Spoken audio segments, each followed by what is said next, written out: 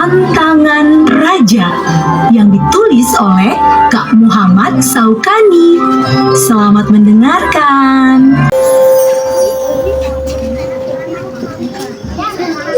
Dahulu kala ada sebuah kerajaan yang subur tanahnya. Kerajaan itu dipimpin oleh seorang raja yang arif dan bijaksana. Sang raja mempunyai dua putri, yaitu Putri Kemuning dan Putri Lili. Kedua putri itu tumbuh besar dengan cara belajar yang sama, tetapi memiliki cara berpikir yang berbeda. Putri Kemuning suka memikirkan masalah dengan hati-hati sebelum bertindak. Sementara itu, Putri Lili lebih suka bergerak cepat tanpa banyak berpikir. Suatu hari, sang raja tidak tahu harus memilih siapa di antara kedua putrinya yang akan menjadi penerus tahta kerajaan. Karena itu, sang raja memberikan sebuah tantangan yang berlaku selama 6 bulan. Kedua putri harus menanam 1 biji semangka. Setelah pohon semangka berbuah, buah-buahnya itu harus dijual di pasar. Siapa saja yang mendapatkan uang terbanyak dari hasil penjualan buah semangka tersebut akan menjadi penerus tahta kerajaan.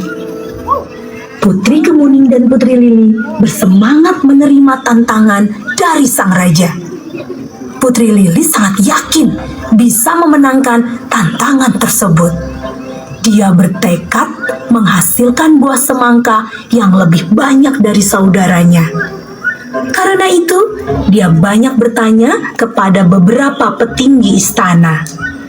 Sementara itu, Putri Kemuning sudah mempunyai pengetahuan tentang cara menanam semangka. Hal itu dikarenakan kegemarannya dalam membaca. Dia menanam biji semangka dengan penuh kasih sayang dan sabar. Dia tahu bahwa proses biji semangka tumbuh hingga berbuah butuh waktu 3 bulan. Hari berganti hari. Pada bulan ketiga, tanaman semangka kedua putri pun sudah berbuah. Tanaman semangka Putri Kemuning berbuah 3 semangka. Sedangkan tanaman semangka Putri Lili berbuah 4 semangka. Betapa senangnya Putri Lili melihat buah semangkanya. Dia yakin bahwa dialah yang akan menjadi penerus tahta sang raja. Pasalnya, buah semangkanya lebih banyak daripada buah semangka saudaranya. Menurut Putri Lili, tentu saja hasil penjualan buah semangka miliknya akan lebih banyak dibanding Putri Kemuning. Karena itu, dia membawa ke-4 buah semangkanya ke pasar untuk dijual. Putri Lili sudah menang. Aku kalah. Tetapi, mengapa Ayahanda Raja memberi kami batas waktu 6 bulan lamanya? Bukankah proses biji semangka tumbuh hingga berbuah hanya butuh waktu 3 bulan? Tanya Putri Kemuning dalam hati. Setelah berpikir sejenak, Putri Kemuning bersemangat lagi. Dia sadar bahwa masih ada waktu 3 bulan untuk memenuhi tantangan sang raja.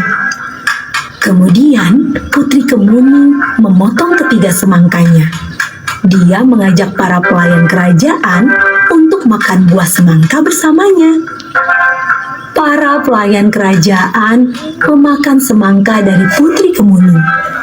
Dalam waktu singkat, ketiga buah semangka pun habis dimakan mereka. Bahkan, biji semangkanya berserakan di lantai. Setelah para pelayan pergi, Putri Kemuning mengumpulkan semua biji yang berserakan di lantai. Ada 100 biji yang berhasil dikumpulkan oleh Putri Kemuning. Setelah itu, dia menanamnya kembali dengan penuh kasih sayang. Kemudian, Putri dengan sabar merawat pohon semangkanya. 3 bulan kemudian, Putri Kemuning memanen 300 buah semangka. Putri Kemuning sangat bahagia dengan hasil yang didapatkan. Kemudian, dia pergi ke pasar untuk menjualnya. Sementara itu, Putri Lili menghadap sang raja. Dia memegang uang hasil penjualan buah semangka 3 bulan yang lalu. Kemudian, dia dengan bangga menyerahkan uang hasil penjualan buah semangka kepada sang raja. Tidak lama kemudian, Putri Kemuning datang. Dia membawa uang hasil penjualan 300 buah semangka. Kemudian, uang itu diserahkan kepada sang raja. Betapa kagetnya Putri Lili melihat hal itu. Pasalnya, 3 bulan lalu hasil panen Putri Kemuning lebih sedikit dari hasil panennya. Dari mana uang sebanyak itu, Putri Kemuning? Tanya Putri Lili curiga. Ini hasil penjualan buah semangkaku, Jawab Putri Kemuning. Ayahanda Raja, Putri Kemuning sudah berbohong. Aku tidak berbohong, ucap Putri Kemuning. Mengapa bisa hasil penjualan 3 semangkamu lebih banyak dari hasil penjualan 4 semangkaku?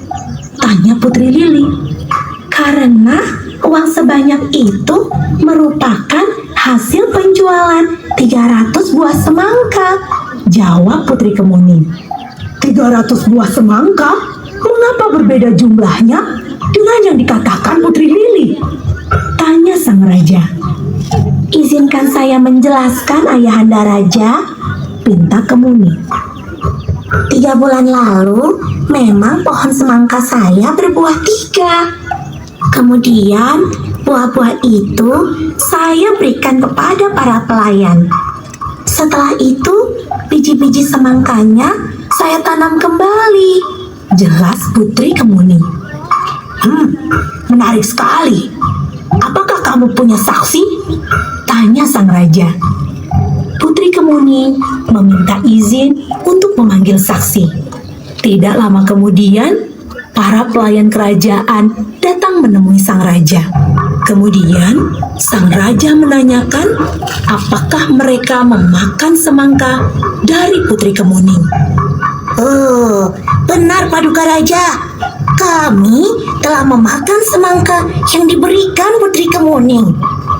Aneh, semangka Putri Kemuning sudah habis dimakan para pelayan kerajaan. Lalu, dari mana 300 buah semangka yang kamu jual di pasar? Tanya Putri Lili penasaran. Memang 3 buah semangkaku sudah habis. Akan tetapi 100 bijinya berhasil aku tanam 3 bulan lalu. Bulan ini setiap pohon semangkaku menghasilkan 3 buah. 300 buah itulah yang aku jual di pasar. Jelas Putri Kemuning. Putri Lili terkejut bukan main. Pemikirannya tidak sampai sejauh itu. Putri Lili merasa malu atas tindakannya yang menuduh saudaranya berbohong. Dia segera meminta maaf kepada Putri Kemuning. Permintaan maaf itu pun disambut baik oleh Putri Kemuning. Sementara itu, sang raja tersenyum puas. Dia sudah menemukan orang yang tepat untuk menggantikannya, memimpin kerajaan. Kesabaran dan kepintaran Putri Kemuning adalah modal yang sangat berguna untuk memimpin kerajaan.